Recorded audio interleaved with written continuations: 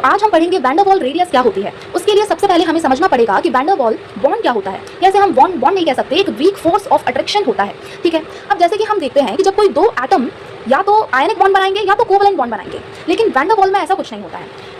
Basically होता यह है कि जब कोई दो एटम होते हैं वो ना ही आयनिक बॉन्ड बनाते हैं और ना ही कोवलेंट बॉन्ड बनाते हैं। वो दोनों एटम एक दूसरे के इतने पास होते हैं कि उनके बीच में एक हल्की सी फोर्स ऑफ अट्रैक्शन जनरेट होती है, ठीक है। या बोल सकते हैं कि उनके बीच में जरा सी या हल्की सी अट्रैक्शन आती है, जिसकी वजह से वो थोड़े से अट्रैक्ट होते हैं, उनके बीच में फोर्स आती है और उसी फोर्स को वैन डर वाल फोर्स कहते हैं। और उनके जो न्यूक्लियाई के बीच का आधा हिस्सा होता है उसी को वैन डर वाल रेडियस कहते हैं। जैसे कि हम देखते हैं कि मान लो ये है दो एटम, इनके बीच में कोई भी बॉन्ड नहीं है, इनके बीच में सिर्फ और सिर्फ एक अट्रैक्शन है हल्की सी, जिससे ये दोनों जुड़े हुए हैं, ना ही इनमें कोई बॉन्ड है, सिर्फ एक वीक फोर्स ऑफ अट्रैक्शन है, ठीक है। और इन दोनों एटम के न्यूक्लियस के बीच की डिस्टेंस जो है, अगर हम उसको हाफ कर दें और ये जो आधी डिस्टेंस बचती है उसी को हम वैन डर वाल रेडियस कहते हैं, ठीक है।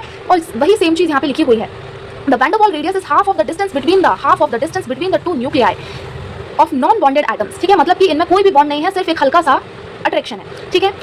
और ये एक दूसरे के इतने क्लोज होते हैं कि इनमें वैन डर वाल फोर्स जनरेट होती है। इसका एग्जांपल देखते हैं, जैसे कि आर्गन है, ठीक है। डिस्टेंस बिटवीन दो, मान लो आर्गन के, ठीक है, एटम है और इनके बीच की जो डिस्टेंस है वो है 380 पिकोमीटर, ठीक है। और इसी डिस्टेंस को अगर हम हाफ कर दें तो वो आ जाएगा वैन डर वाल रेडियस ऑफ आर्गन एटम, ठीक है। अब कुछ की पॉइंट्स हैं, जैसे कि ये सिर्फ और सिर्फ नोबल गैसेस में अप्लाई होती है और नॉन बॉन्डेड एटम्स में होती है, ठीक है। No covalent bond, no ionic bond, ठीक है। ना इसमें कोवलेंट बॉन्ड होता है ना ही आयनिक बॉन्ड होता है, सिर्फ और सिर्फ एक वीक फोर्स होती है। और इसे हम मेजर करते हैं एक्सरे क्रिस्टलोग्राफी मॉलिक्यूलर मॉडलिंग से। और वैन डर वाल रेडियस हमेशा बड़ी होती है कोवलेंट रेडियस से, क्योंकि इसमें कोई भी बॉन्डिंग नहीं होती है और ना ही ओवरलैपिंग होती है, जैसे कि कोवलेंट बॉन्ड में होता है। ये मेटेलिक रेडियस से भी बड़ी होती है और कोवलेंट रेडियस से भी बड़ी होती है। Thanks for watching.